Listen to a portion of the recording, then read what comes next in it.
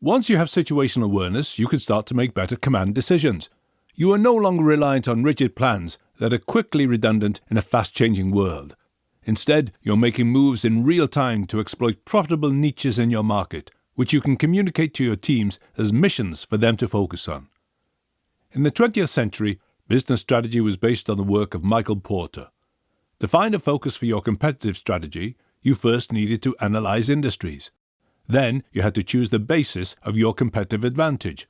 Were you going to be the most cost-effective, most consumer-focused, or most innovative player?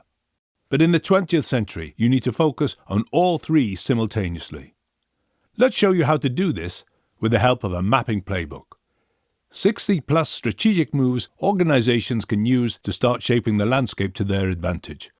Let's look at one of those moves here, the ever-popular ILC, Innovate, Leverage and Commoditize, also known as the sensing engine. With a map, you can identify a mature product in your or somebody else's value chain, something that's ripe for industrializing, a product or service which the market increasingly believes is overpriced.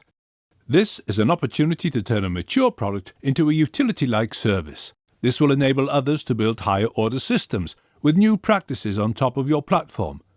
And while many of these new innovations will fail, some will succeed. The successful becomes new sources of value and starts to evolve. In time, they too will also become platforms on which others can build their components, and this increases usage of the underlying subcomponent. For example, think of the massive increases in electricity usage as the computer age took off. The interesting thing here is others are taking the risk of building new things on your platform. Because you have the metadata, you can monitor what the market is reacting to well. And now you add those new components to your platform by either buying them or building them yourselves.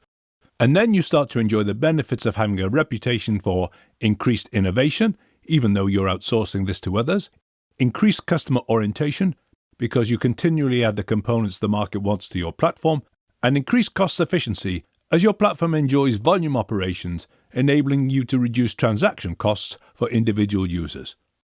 And you're doing all of these simultaneously. Here's why this move is so dangerous for rivals. The larger your platform becomes, the higher it moves up the value chain. As a result, you squeeze the competitive space in which others can operate. This is partly what makes Amazon such a dangerous player. They have mastered this move, and they use it to take over entire industries. There are dozens of other moves from the mapping playbook that you can combine in multiple ways to make different moves at different parts of the map. And your rivals are playing the game blindfolded because they don't have maps. They simply won't see what you're doing and thus not be able to respond. This is real-time strategy, turning the landscape to your advantage with multiple moves. Contrast this with the conventional process of making annual plans and then struggling to adapt as things change. This is what Sun Tzu meant when he wrote, "Strategic advantage means making the most of favorable conditions and tilting the scales in your favor."